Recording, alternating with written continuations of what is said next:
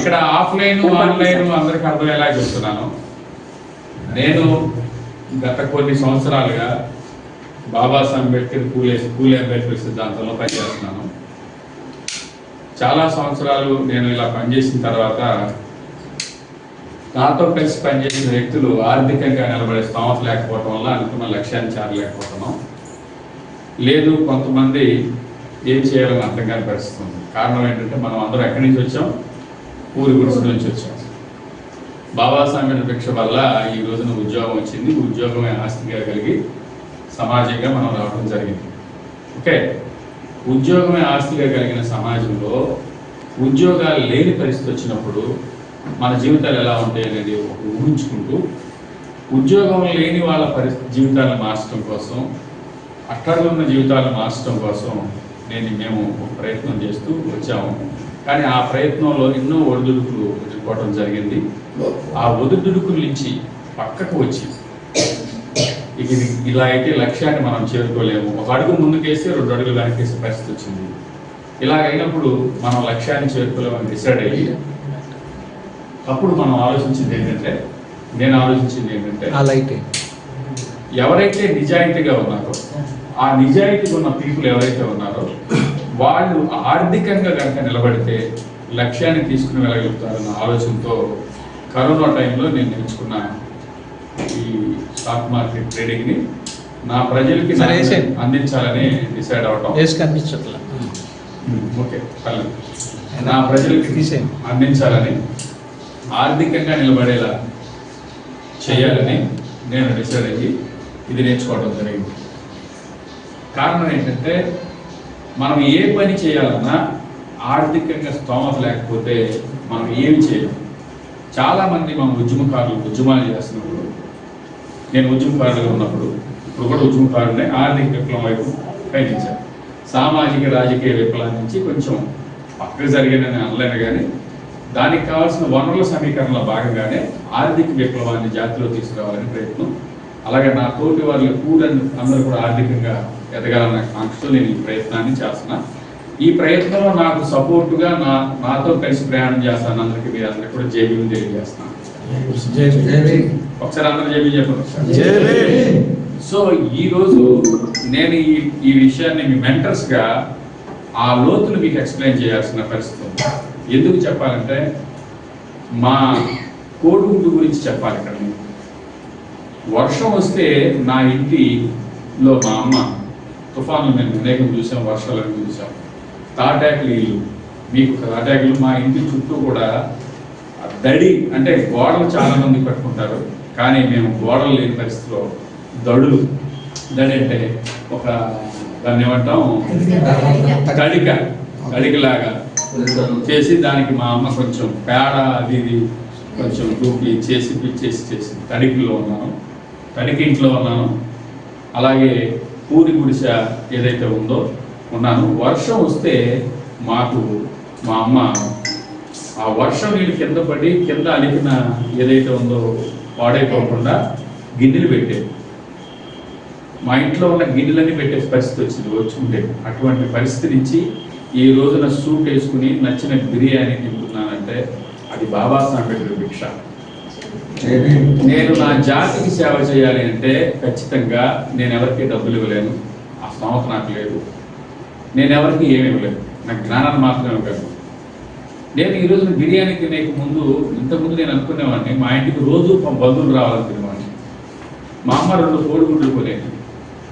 2 కోడిగుడ్లు కొని ఒక ఉల్లిపాయ తీసుకుని అందులో అయ్యి వేసి ఉల్లిపాయ చారు పెట్టేది. 2 కోడిగుడ్లని 4 చెక్కలు చేసేది, ముక్కలో చెక్కలు అంటారు. ఒక ముక్క బంధువు పెట్టేది, ఒక ముక్క నాకు పెట్టేది, ఒక ముక్క మా నాన్నకు పెట్టేది, ఒక చెక్క అందులో బొడ్డోడికి చందమామ ఇష్టం కదా అని పక్కన పెట్టి ఆ చెక్క తనకి చందమామ నా కోసం మళ్ళీ దాచి. కోడిగుడ్డుకి గతి లేని నన్ను ఈ స్థితికి తీసుకొచ్చింది బాబాసాహెబ్. ఓకే, నా జాతిని కూడా బాబాసాహెబ్ ఒక మాట అన్నారు. ఏమన్నారంటే నేను ఇక్కడ వరకు తీసుకుని వచ్చాను, చేతనైతే ముందుకు తీసుకెళ్ళి, లేకపోతే అక్కడే వదిలేదు. నేను కొన్ని ప్రయత్నాలు చేశాను, సామాజిక రాజకీయ ఈ 2 ప్రయత్నాలు చేశాను.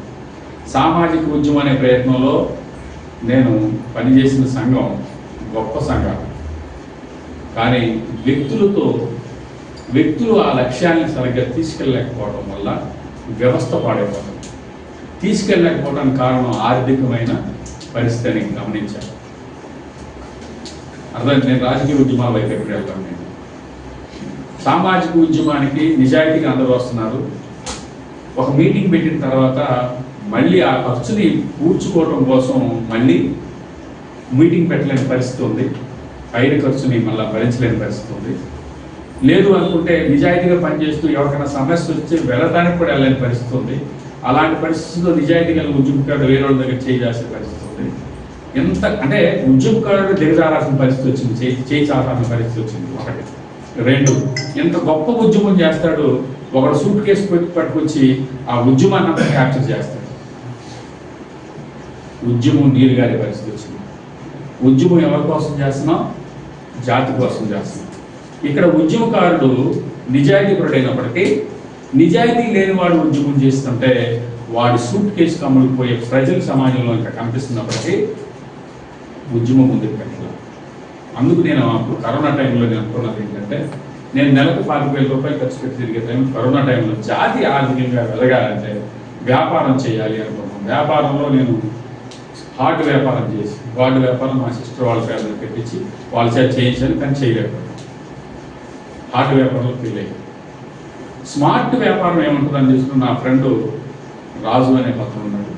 ఆ రాజుతో కలిసి అతను స్మార్ట్ వ్యాపారం, హార్డ్ వ్యాపారం కూడా నరసింహరాజు అని నా ఫ్రెండ్తో కలిసి ఆదిత్య ఫార్మ్స్ అనేది పెట్టించాను మా సిస్టర్ వాళ్ళ చేత. బట్ వాళ్ళు నడపలేకపోయారు, ఎందుకంటే మనుషులకు అందరూ కష్టం కదా. స్మార్ట్ వ్యాపారం వైపు అది కూడా శేఖర్ రాజు అని నా ఫ్రెండ్, నా కొలీగ్ ఫ్రెండే, ఇవందో టెక్నీషియన్ అయిన అతను చెప్పిన మాటల వల్ల నీళ్ళలోకి వచ్చి అనేక చేతులు కాల్చుకున్నాను తెలియక. తర్వాత దీనిలో మీరందరూ చూస్తున్నారు, ఆఫ్లైన్లో ఉన్నవాళ్ళు, ఇక్కడ ఆన్లైన్లో ఉన్నవాళ్ళు, ఆఫ్లైన్లో వాళ్ళు చూస్తున్నారు. మనం స్టాక్ మార్కెట్లో పట్టు సాధించామా లేదా అనేది మీ అందరికీ తెలిసింది. సాధించామా లేదా మెంటర్స్? ఏమంటే సాధించామా లేదా? సో ఈ రోజున అది పూరి గుడిసికి చేర్చాలనుకుంటున్నాను. పూరి గుడిసికి చేర్చాలి అంటే ఈ రోజున డబ్బు కూర్చే సమాచారం, డబ్బుకు సంబంధించిన ఇన్ఫర్మేషన్ కానీ, డబ్బుకు సంబంధించిన జ్ఞానం కానీ అది డబ్బుతోనే ముడిపడుతుంది. అవునా? మీరు లక్షల రూపాయలు సంపాదించాలంటే లక్షల ఫీజులు పెట్టాము. కోట్ల రూపాయలు సంపాదించాలంటే కనీసం లక్షల్లో 4-5 లక్షలు పెడితేనే ఆయోస్తుంది. అందుకనే దీన్ని నేను పూరి గుడిసి తీసుకెళ్లాలనుకున్నాం. నేను ఒక్కడు అనుకుంటే సరిపోదు కాబట్టి ఏ ఒక్కడు కూడా వ్యవస్థ కాదు, ఏ ఒక్కడు కూడా సమాజాన్ని మార్చలేదు. ఒకే ఆలోచన కలిగిన వ్యక్తులు, ఒకే లక్ష్యం కోసం పనిచేసే వ్యక్తులు వచ్చినప్పుడు ఆ సమాజంలో మార్పు సాధ్యం. అర్థమైందా? ఒకే ఆలోచన, ఒకే లక్ష్యం. లక్ష్యం అంటే ఏంటి? ఎయిమ్ అంటే ఏంటి? లక్ష్యం. ఆలోచన, లక్ష్యం అయితే అందరికి ఉంటుంది, ఆలోచన అందరికి ఉంటుంది, కానీ చేరే మార్గం తెలియదు. కారణం, ఒక వ్యక్తి ఒక సమాజాన్ని మార్చాలనుకున్నప్పుడు ఒక వ్యక్తిగా సమాజాన్ని అతను మార్చలేడు. కాబట్టి అదే ఆలోచన కలిగిన వ్యక్తులు నేను పోగేసుకుంటే మెంటర్స్. అర్థమైందా? నా ఆలోచనలు ఏకీభవించిన వ్యక్తులు, ఆ విలువలు తీసుకెళ్లాల్సిన వ్యక్తులు పూరి గుడిసిలోకి మళ్ళీ పూరి గుడిసి కింద, పూరి గుడిసిలో ఏది మన వర్షం వస్తే గిన్నెలు పెట్టుకునే స్థితిని మార్చాలనుకునే వ్యక్తులు నాకు కావాలి. అందుకే మిమ్మల్ని అందరూ నేను ఆహ్వానించాను. నాకు ఉన్న జ్ఞానాన్ని అంతా మీకు చెప్పాలని ప్రయత్నం చేస్తున్నాను. సో అందుకే మీరందరూ కూడా, నేను ఒక్కడనే ఏమి సాధించలేము కాబట్టి నలుగురితో కలిసి ఒక వ్యవస్థగా మార్చాలి. ఒక వ్యవస్థను మార్చాలంటే అది వ్యవస్థే మారుస్తుంది. వ్యవస్థను మార్చాలంటే వ్యవస్థే మారుస్తుంది. కానీ వ్యవస్థను మార్చాలన్న ఆలోచన తీసుకెళ్లే మనుషులు మాత్రం ఖచ్చితంగా ఒక వ్యవస్థగా ఏర్పడాలి. ఆ వ్యవస్థే ఆర్గనైజేషన్, ఆ ఆర్గనైజేషనే ఎరీమా. ఎరీమాలో ఉన్నటువంటి మీరు మెంటర్స్ అండ్ మీ మెంటర్సే ఈ రోజున ఒక వ్యవస్థగా ఆలోచించాల్సిన ఆవశ్యకత. ఎరీమా ఒక వ్యవస్థ. ఏ transformation of society, economical transformation of society. అర్థమైందా? ఆర్థికంగా జాతిని, నాట్ ఓన్లీ యువర్ జాతి, జాతి అంటే సమాధానం లేదు, భారత జాతి వెనకబడిన ప్రతి పూరి గుడిసి ఉన్న, పూర్ ఇన్ ద సెన్స్ పూరి గుడిసి ఉన్న ప్రతి మనిషి కూడా మనవాడు. సో ఈ ఆలోచనతో వచ్చిన మనకి ఎంతో సపోర్ట్గా తోడుగా మీరు అందరూ రావడం జరిగింది. అందుకని నేను ఈ లక్ష్యాన్ని చేరడానికి ఒక మనిషి సరిపోరు. ఈ రాష్ట్రంలో ఆంధ్ర తెలంగాణలో సుమారు 25,000 గ్రామాలు ఉన్నాయి, సుమారు దగ్గర దగ్గర 300 నియోజకవర్గాలు ఉన్నాయి. అర్థమైందా? అంటే 300 × 4 మండలాలు. ఎన్ని మండలాలు ఉన్నాయి? 1200 మండలాలు ఉన్నాయి, 20,000 గ్రామాలు ఉన్నాయి.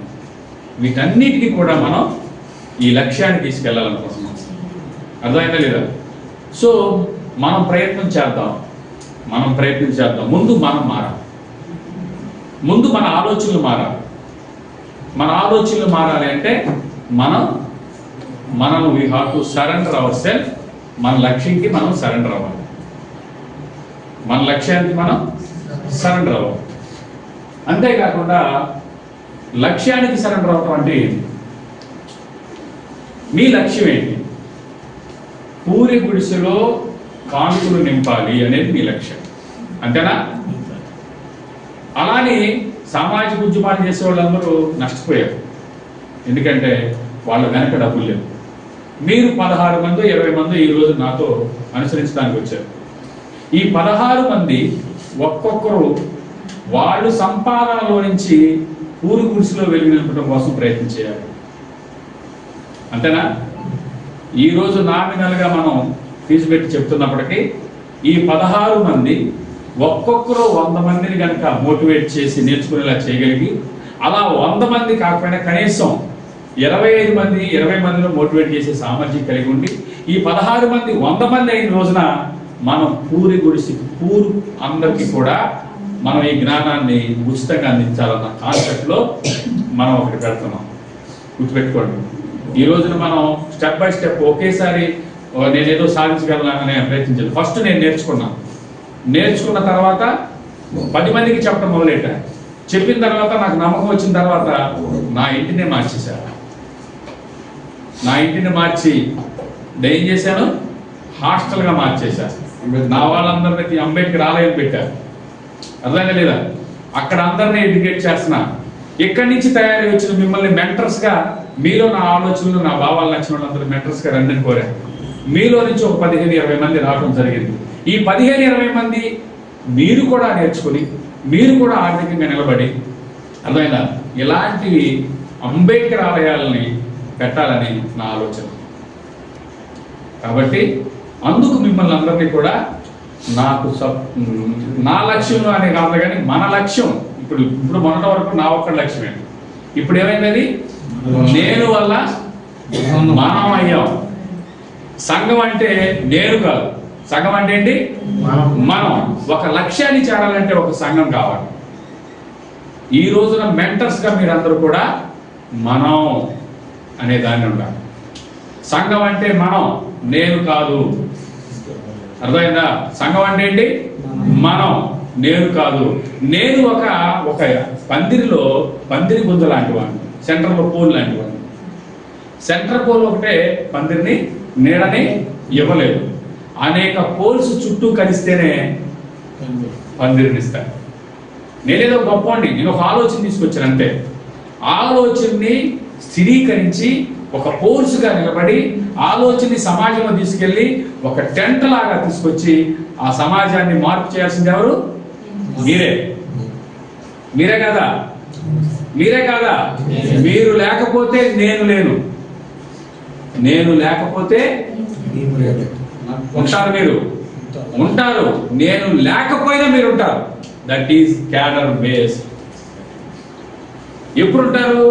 నాకున్న జ్ఞానం అంతా ఈ లక్ష్యాన్ని మీరు తీసుకెళ్తారు. ఈ 16-20 మంది, నేను ఏమైనా కావచ్చు, మనిషి అనేవాడు పుట్టినవాడు ముద్దుడు చెప్పాడు, nothing is permanent, nothing is permanent. పుట్టినవాడు చనిపోవడం సహజం, కానీ చనిపోయే లోపు 100 మంది మంది మీలాంటి వాళ్ళని తయారు చేయగలిగితే మీరు 100 మందిని తయారు చేస్తున్నారు. నేను అలా మేము అయ్యామంటే మీరు ప్రతి ఒక్కరూ మనం ఆలోచనలో మార్చుకోవాలి. చాలా మంది అంటారు ఇది మనకు సంబంధం లేదంటారు. చెప్పండి అందరికీ, బాబాసాహెబ్ అంబేద్కర్ స్టాక్ మార్కెట్లో పనిచేశాడు. కావాలంటే యూట్యూబ్లో కొట్టి చూసుకోండి. చాలా మందికి అర్థం కాదు, మన వాళ్ళకి అర్థం కావట్లా.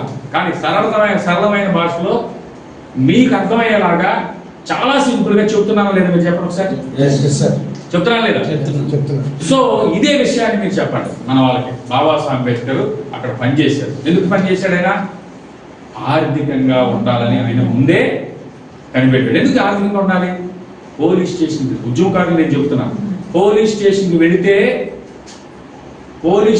వెళితే మిమ్మల్ని విడిపించడానికి లాయర్ని పెట్టుకునే డబ్బు కూడా నీ దగ్గర లేదు. కోర్టులో కేసు ఫైట్ చేయడానికి డబ్బు కూడా లేదు. నీకు న్యాయం ఎక్కడ జరుగుతుంది? దొరకదు. కాబట్టి నువ్వు ఆర్థికంగా నిలబడాలా. ఆర్థికంగా నువ్వు నిలబడాలి. ఆర్థికంగా నిలబడాలంటే కాబట్టి మన జాతి ఆర్థికంగా నిలబడాలి. మన వాళ్ళందరూ కూడా ఒక ఫెటర్నిటీ భావంతో ఎదగాలి. ఈ రోజున చిరంజీవి ఒక ఆయన ఉన్నాడు, సినిమా యాక్టర్. చిరంజీవి అల్లుడెవరు? అల్లు అర్జున్. చిరంజీవి కొడుకు ఎవరు? రామ్ చరణ్. వాళ్ళు చేసుకున్న అమ్మాయి ఎవరు? వీళ్ళు కాపులు. ఆర్థికంగా వాళ్ళు నిలబడ్డారు కాబట్టి వేరే కమ్యూనిటీ నీతో బంధాలను ఏర్పాటు చేసుకోవడానికి వస్తుంది. వేరే కమ్యూనిటీ ఒక ఫ్రెటర్నిటీతో రావడానికి అవకాశం ఉంది. ఉందా లేదా? క్లియర్ అంటే ఓకే. కులాన్ని నిర్మూలించితే తప్ప ఏది జరగడం కరెక్టే. కులాన్ని నిర్మూలన మైండ్లో ఉంది. ఎక్కడ ఉంది కులం? ఎక్కడ ఉంది కులం? ఎక్కడ ఉంది? Caste is the notion of mind అన్నాడు బాబాసాహెబ్ అంబేద్కర్. కులం నీ మైండ్లో ఉంది. ముందు నీ మైండ్లో ఉన్న కులాన్ని తీసిపడాలి. కులం అనే భావాన్ని తీసిపడాలి. నువ్వు మాత్రం అంటే ఏంటి? నీ మైండ్లో ఉన్న కులాన్ని తీసేసి నీ తోటి వాడిని సోదరుగా భావించడం అలవాటు చేసుకో. నువ్వు ఆలోచిస్తూ మొదలెడితే మిగిలిన వాళ్ళు ఆలోచిస్తూ మొదలెడతారు. నువ్వు మారకుండా వేరే వాళ్ళు మారరు. సామాజికంగా మార్పు రావాలి అంటే వ్యక్తిలో మార్పు రావాలి. వ్యక్తిలో మార్పు వచ్చిన తర్వాత ఆ వ్యక్తిలో ఉన్న గ్రూప్ ఆఫ్ పీపుల్లో మార్పు రావాలి. గ్రూప్ ఆఫ్ పీపుల్ ఒక వ్యవస్థగా మారాలి. ఒక వ్యవస్థ కలిసి మనం మార్పు దిశగా పయనించాలి. అలాగే అది సామాజిక మార్పు అయినా ఆర్థికమైన మార్పు అయినా. అర్థమైందా లేదా? ఖచ్చితంగా మనల్ని నడిపించేది ఎవరు? మన ఎయిమ్ అంటే లక్ష్యం. లక్ష్యం ఎలా చేస్తాం? ఒక్కడే చేరలేడు. I brought this caravan. ఇక్కడ వరకు నేను క్యారవాన్ తీసుకొచ్చాను. చేతనైతే ముందుకు తీసుకువెళ్ళాను, లేదంటే అక్కడే వదిలేయండి అన్నాడు. క్యారవాన్ అంటే చాలా మందికి అర్థం కాదు. ఏంటంటే క్యారవాన్ అంటే ఏమనుకుంటాం మనం? క్యారవాన్ అనగానే రథం అంటారు మన వాళ్ళు. ఈ రథాన్ని ఇక్కడ వరకు తీసుకొచ్చాను, చేతన అయితే ముందుకు తీసుకొని, లేదంటే వెనక. ఇది మాట్లాడదు కాదు. రథంగా తేరు అంటే ఒక ఎడారి లాంటి ప్రదేశాన్ని దాటడం కోసం ఒక సమూహం. స్టాక్ మార్కెట్ ఎడారి లాంటిది, సర్వసన్నద్ధమైన సమూహం అంట. అర్థమైనా? ఒక ఎడారి, అది సామాజిక ఉద్యమైన కావచ్చు, ఆర్థిక ఉద్యమైన కావచ్చు. ఇప్పుడు మనం ఎంచుకున్నది stock market trading. Stock market అనేది ఎడారి లాంటిది. అర్థమైందా? దాన్ని దాటాలి అంటే దాన్ని సమాజం అక్కడి నుంచి మనం వెళ్ళాలంటే అనేక విషయాలు మనం ఎదుర్కొనే సమస్యల నుంచి కూడా మనం బయటికి రావటం కోసం ఒక డాక్టర్ కావాలి. పేరు అంటే ఒక గుంపు ఎడారి దాటడానికి ఎవరు కావాలి? డాక్టర్ కావాలి. కావాలా లేదా? అర్థం లేదా? డాక్టర్ కావాలి. ఆ డాక్టర్తో పాటు మళ్ళీ అక్కడ మనతో పశువులు వస్తాయి. ఆ పశువులు కావాలి, తినడానికి తిండి కావాలి, కట్టడానికి బట్ట కావాలి, అన్నీ కావాలి. ఒక కుటుంబం జీవించడానికి కావాల్సినవన్నీ కావాలి. అర్థమైనా లేదా? అది ఒక్కడైతే సరిపోదు, ఒక వ్యవస్థగా మనం వెళ్ళాలి. అర్థమైందా? అప్పుడు మాత్రమే మన లక్ష్యాన్ని చేరగలుగుతాం. సో నేను మీకు అందరికీ ఒకే ఒకటి చెప్తున్నా, లక్ష్యం ఒకటి ఉంటే చాలు. లక్ష్యాన్ని చేర్చడానికి ఏం కావాలి? సిద్ధాంతం కావాలి.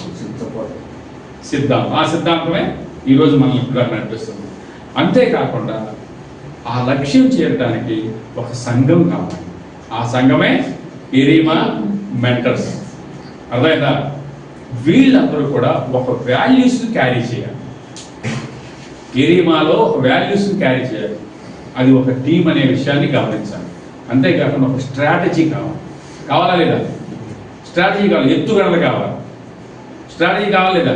ఇవి నాకు ఆవేశం వచ్చింది కదా అని అనకూడదు. మీరు ఒక బ్యాలెన్స్ ఆఫ్ మైండ్తో ఒక సిస్టమేటిక్గా మళ్ళీ ఒక నాయకత్వం కావాలి. వీళ్ళందరూ నడిపించే నాయకత్వం కావాలి. ఈరోజు నేను మీకు లీడింగ్ నాయకుడు అంటే ఎవరు? మనకి సినిమాలో మనం నాయకత్వం చూస్తే మన వాళ్ళు ఎట్లుంటారంటే నాయకుడు తెల్ల చొక్కా వేసుకుని తెల్ల ప్యాంట్ వేసుకుని వచ్చారు, షైనింగ్ లైక్ క్రౌన్. నాయకుడు అంటే వాళ్ళు కాదు. నాయకుడు అంటే వాళ్ళు కాదు. నాయకుడు అంటే అతను చనిపోయిన తర్వాత కూడా అతను ఆలోచనలు తీసుకెళ్లేవాడే నాయకుడు. మనుషులు ఉండేవాడంటేనే వాడు నాయకుడు. చాలా సంఘాల్లో కానీ చాలా మంది వ్యక్తుల్లో కానీ నేను అనుకునేవాడు ఎప్పుడు నాయకుడు కాదు. నీ లక్ష్యం ఎప్పుడు సమాజ లక్ష్యం అవ్వదు. చాలా మంది ఏం చేస్తారంటే సమాజ లక్ష్యమే తన లక్ష్యంగా మాట్లాడతారు, కానీ వాస్తవంగా వాడి లక్ష్యాన్ని అక్కడ ఇంప్లిమెంట్ చేస్తారు. ఇక్కడ నాకంటూ ఏ లక్ష్యం లేదు. ఆర్థిక ఉద్యమాన్ని మనం మొదలెట్టాం. నాకంటూ ఏ లక్ష్యం? నేను ఎదగాలనేది లక్ష్యం. అది నేర్చుకుని ట్రేడ్ చేయడం ద్వారా నేను ఎదుగుతాను. నలుగురు ఎదగాలనుకోవడం అందరి లక్ష్యం. అర్థమైందా? సో నలుగురు కోసం ఒక రూల్స్, సెట్ ఆఫ్ రూల్స్, ఒక విధానాలను రూపకల్పన చేసుకోవడం అనేది మనకి కావాలి. సో ఎయిమ్ ఒకటి ఉంటే సరిపోదు. ఎయిమ్తో పాటు మనం ఆర్గనైజేషన్ కావాలి. ఆ ఆర్గనైజేషన్కి స్ట్రాటజీ ఉండాలి. ఆ స్ట్రాటజీతో పాటు లీడింగ్ ఫంక్షనాలిటీ ఉండాలి. Leadership, not the leader. Leading functionality, not the leader. Leader is like a ల్యాడర్గా ఉండాలి తప్ప leader shining like a crown లాగా ఉండాలి. Ladder in the sense, ladder ఉంటే 10 మంది ఎక్కటానికి ఒక సమితిలాగా ఉండాలా? అర్థమైందా? లీడర్ లైక్ ఏ పునాది లాగా ఉండాలా? లీడర్ ఎలా ఉండాలి? ఆ పునాది మీద బిల్డింగ్ కట్టేలాగా ఉండాలా? లీడర్ ఎప్పుడు కూడా అవసరమైతే అతను బరి అయిపోవడం కూడా సిద్ధపడాలి. అర్థమైందా లేదా ఫ్రెండ్స్? ఆన్లైన్ ఉన్న వాళ్ళకి చెప్తున్నా, వింటున్నారా? లీడర్ అనేవాడు నేను అనేది మర్చిపోవాలా, మేము అనేది కావాలా. Then only lead the society. Leader ఎప్పుడు కొత్త ఆలోచనలతో సమాజాన్ని ముందుకు నడపాలి. అర్థమైందా? సో మనకి ఏముండాలి? ఎయిమ్తో పాటు ఏముండాలి? సంఘం ఉండాలి. సంఘానికి ఒక సిద్ధాంతం ఉండాలి. ఆ సిద్ధాంతం ఉంటే సరిపోదు, దానికి లీడర్షిప్ కావాలి. లీడర్షిప్ ఉంటే సరిపోదు, దానికి స్ట్రాటజీ కావాలి. ఆ స్ట్రాటజీని ప్రాపర్గా ఇంప్లిమెంట్ చేసి తనతో ఉండవాళ్ళని మన లీడర్లందరూ ఏం చేస్తారంటే, వీళ్ళందరినీ తీసుకెళ్ళి మురుగుంట్లో పడేస్తారు. మనం పన్నీరు గుంట్లో పడేయాలనుకుంటున్నాం. మురుగుంట్లో పడేసేవాడు వ్యక్తివాదం చేస్తాడు, పన్నీరు గుంట్లో పడేసేవాడు సమాజం కోసం చేస్తాడు. నిజంగా నాకు ఎంత గొప్ప విషయం అంటే, మనం ఈ రోజున సమాజంలో ఆర్థికంగా ఉంటే సరిపోదు, మనం ఆరోగ్యంగా కూడా ఉండాలనుకున్నాం. ఆరోగ్యమైన విషయాల్ని మనకి చెప్పడం కోసం బాలయ్య లాంటి వాళ్ళు వచ్చారు. మన బిడ్డలకి కౌన్సిలింగ్ అవసరం. మన బిడ్డల భవిష్యత్తుకి ఎటు చదువు వెళ్తే మనకు ఉంటుందో చెప్పడం కోసం డాక్టర్ ఎవరు, మన నీలాంబరం గారు, డాక్టర్ పేరయ్య గారు వచ్చారు. అర్థమైందా? మీ బిడ్డ సాఫ్ట్వేర్ రంగంలోకి వెళ్ళాలనుకుంటున్నారు. సాఫ్ట్వేర్లో సపోర్ట్ ఏ కోర్స్ నేర్చుకుంటే, అర్థమైందా, ఏ విధంగా ఎటు డిమాండ్ ఉందో చెప్పడానికి పాల్ సుధాకర్ గారు లాంటి వాళ్ళు వచ్చారు. ఇక్కడ ఉన్నారు అందులో, మన దాంట్లో అందరి పేరు చెప్పడానికి ఫీల్ అవుతుంది మీరు. అంతేకాకుండా మనకి హెల్త్ని బాగు చేయడం కోసం డాక్టర్ వెంకటేశ్వర గారు వచ్చారు. వాళ్ళు ఏం చేస్తే కూడా నాకు తెలియదు. సైకాలజికల్గా అంటే మన ఆలోచనల్ని, మన మానసికమైన ఆలోచనల్ని మార్చడం, మన ఆలోచనల్ని మనం చేంజ్ చేసుకోవడం కోసం, మన మెంటల్ ఎబిలిటీస్ పెంచుకోవడం కోసం, అర్థమవుతుందా, మనం దాన్ని ఏమంటారు, మానసికమైన దృఢత్వం కోసం మనకి డాక్టర్ హైమావతి గారు వచ్చారు. I think she may be a Brahmin. అర్థమైందా?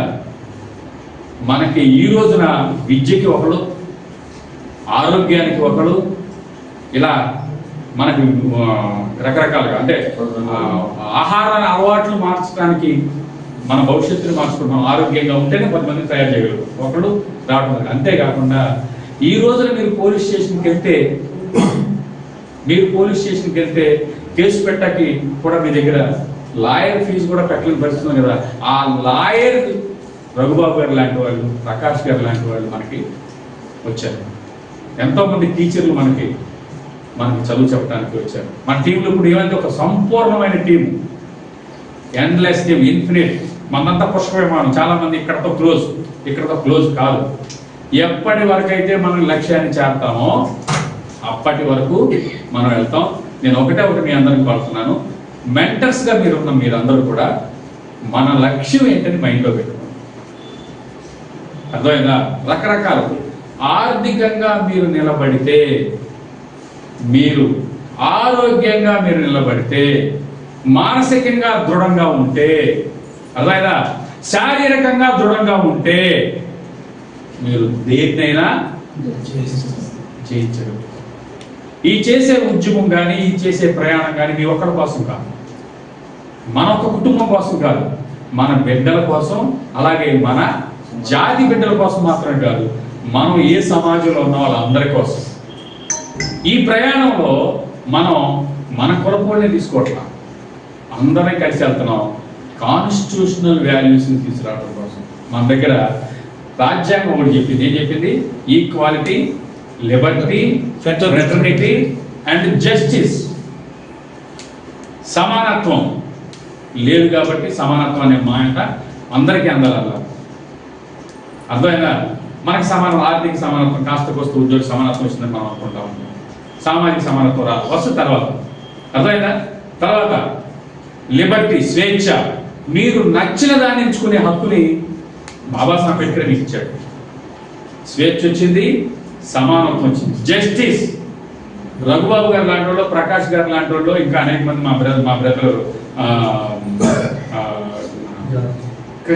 కిరణ్ ఉన్నారు, హైకోర్టు అడ్వకేట్. మా బ్రదర్ కిరణ్ లాంటి వాళ్ళు, ఓకే, కిరణ్ లాంటి వాళ్ళు సపోర్ట్ ఇవ్వడానికి, న్యాయ సలహాలు ఇవ్వడానికి ఉన్నారు ప్రజలు. కానీ అది లేకపోయినా నీకు కోర్టులోకి వెళ్ళి నాకు ఎవరో కూడా నా తరఫున వాదించడం లేదంటే గవర్నమెంటే నీకు ప్లేటర్ పెట్టే పరిస్థితి రాజ్యాంగంలో ఉంది. ఉందా లేదా? వెసులుబాటు ఉందా లేదా? రాజ్యాంగంలో వెసులుబాటు మూడింటికి మాత్రమే ఉన్నాయి ఈ దేశంలో. ఒకటి ఈక్వాలిటీకి వెసులుబాటు ఉంది, వచ్చేసింది, వస్తుంది. జస్టిస్కి వెసులుబాటు ఉంది, అర్థానా? జస్టిస్కి ఉంది, లిబర్టీకి ఉంది. కానీ లేని వెసులుబాటు దేనికి? ఫ్రెటర్నిటీకి. సోదర భావాన్ని చట్టాల రూపంలో వ్యక్తులు చెబితేనో వచ్చేది కాదు. సోదర భావం ఎలా వస్తుంది? మీ మైండ్లో నుంచి రావాలా. సోదర భావం ఎలా వస్తుంది? ఒక కులంలో ఉన్న వ్యక్తి ఇంకో కులాన్ని తక్కువ చూడకూడదు అనుకోవాలి, ఇంకొక మనిషిని అవమానపరచకూడదు అనుకోవాలా. అర్థమైందా? సోదర భావం రావాలి అంటే మనం రావాలా.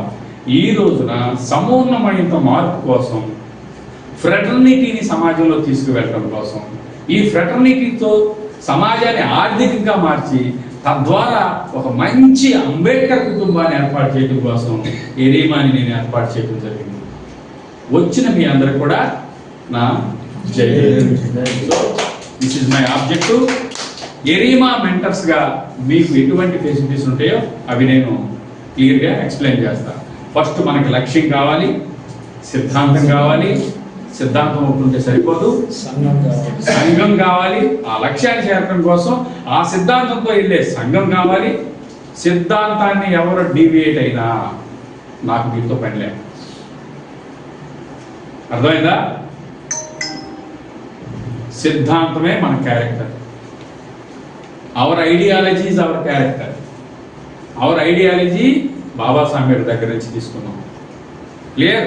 బాబాసాహెబ్ అంబేద్కర్ రాజ్యాంగం అందరికీ రాశారు, ఒక ఎస్సీ ఎస్టీ వాళ్ళకి బీసీ వాళ్ళకి రాయలా. అర్థమైంది కదా? సో అవర్ ఐడియాలజీ ఏంటి? ఆర్థికంగా జాతిని ఏంటి? ఫ్రెటర్నిటీ, సోదర భావాలు, సిద్ధాంతం.